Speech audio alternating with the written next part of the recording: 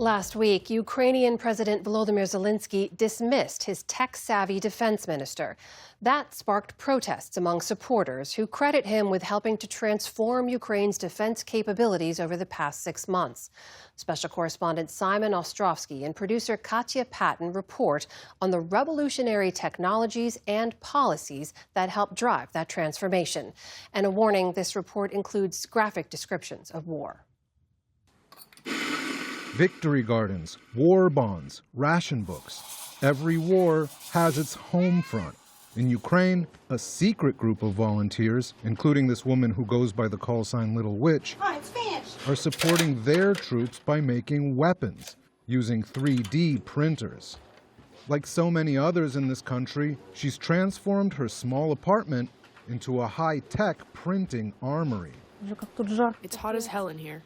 An IT specialist in Kyiv, Little Witch is one of more than 3,500 civilians volunteering for an organization called Druk Armia, Ukrainian for Print Army. Their network of at-home 3D printers is revolutionizing modern warfare. People like her are able to connect directly to soldiers on the front line through an online marketplace where troops can browse products, place orders, and even leave reviews. Everything is free, funded entirely through voluntary donations. Our guys sent me a video with items that we printed at home and said, like, yesterday you sent it to us and today your items killed Russian guys. They said, like, perfect quality. She told us each printer costs around $1,000 and uses spools of plastic thread to make gear like gun magazines, casings for explosives, or bodies for handheld drone detectors. So this is the casing that they produce here right at home. And obviously this doesn't have all of the insides that it needs to fly, but it's a critical part of the interceptor drone. Drones like these are used to shoot down Shaheds that Russia fires at Ukraine routinely. So what made you get involved with this in the first place? Help our guys to survive.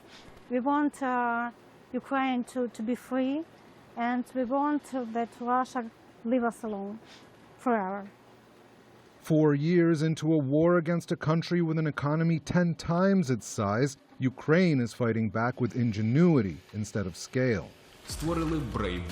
On another platform called Brave One Market, soldiers earn points for confirmed kills and can redeem them for weapons, a gamification of war designed to keep them motivated. With a helicopter. Andriy is one of the employees at Brave One, whose job it is to verify kills in order to correctly award those points. Do you find that it is an effective motivation tool? Why are soldiers so interested in collecting these points? First of all, you have some kind of cashback. You have used 2 drones on a Russian, you've killed him.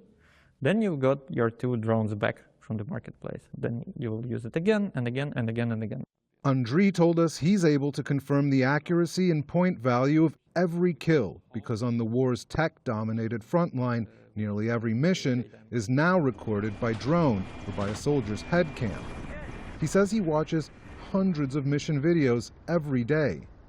What's the most difficult video you've ever had to review? Oh yeah, I remember this guy's face. They hit him with Mark 19 grenade. He was wounded. Then the second one tear him open. His belly, his guts went out.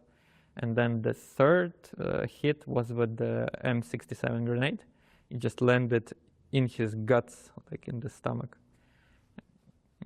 You can imagine the results.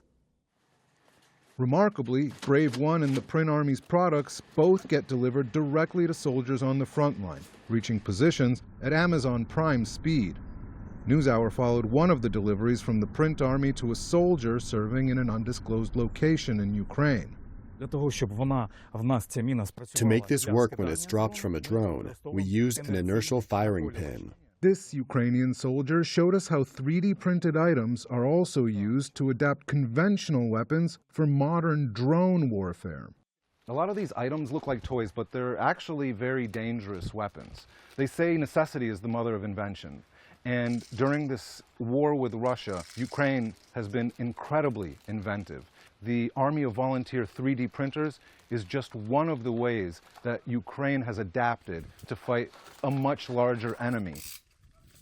The print army says its volunteers shipped more than 527 tons of printed products like this last year alone. Got it. Ось про це Brave Market. Yulia Mirno was preparing to enlist in the Ukrainian army before she joined the government-backed Brave One platform, dedicating her digital marketing experience to reinventing the supply chain of war. Is it fair to characterize the Brave One marketplace as something like an Amazon for war? It's much more than, I think, Amazon, because we not only offer them a big catalog. If we speak about our companies, so we help them to see how effective their product on the front line and how they can improve it. While the print army brings manufacturing into the home, Brave One brings the battlefield to the manufacturer. Products purchased on Brave One are tracked and analyzed, generating data gold for weapons makers, who are able to see which weapons are making the biggest difference in the war.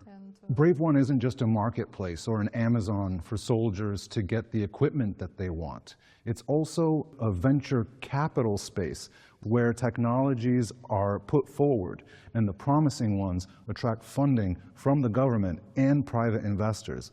And it's thanks to the platform that many of the weapons in this room got developed in the first place. Brave One is reimagining the entire model for military procurement, offering each type of user a different service wherever they are on the battlefield. And they're doing that by incentivizing soldiers to be as effective and lethal as they can possibly be, doling out the maximum points for eliminating targets that the Ukrainian government has identified as its top priorities. Some of the highest point values are awarded for taking out a plane or helicopter, evacuating wounded soldiers, and destroying enemy air defense systems. Capturing a Russian soldier is worth 10 times the value of killing one. While Andriy works from a desk in Kyiv, the hundreds of videos he's verifying offer an up-close and gruesome view of life and death on the front line. How does it feel? I mean, how do you feel after having watched so many kill videos yourself? Well, that's war. We are fighting our own small war. I have a sense of duty. And I also want my father to get back home safe. Your father fights on the front lines? Is it a tough job? In a way it is. What's tough about it? The gruesomeness of this, it's kind of like if you watch one video, that's okay, 2, 3, 4, okay, but several hundred a month like this, yeah, it kind of... It affects you psychologically. Yeah. Last week's removal of the chief architect of Ukraine's digital wartime transformation, Defense Minister Mikhailo Fyodorov, is the biggest military leadership shakeup in the country since Russia invaded, leaving Ukrainians wondering whether his military reforms are here to stay. For the PBS News Hour, I'm Simon Ostrovsky in Kyiv.